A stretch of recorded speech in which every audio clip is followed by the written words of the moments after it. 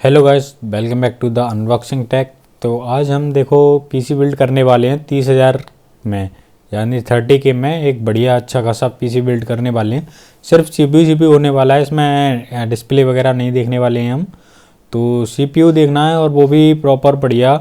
तो इसमें आपको क्या क्या मिलना है, 8 GB रैम और AMD Ryzen 5600G प्रोसेसर और MSI का B450 टोमैक मदरबोर्ड। WD की SSD है 250 की NVMe।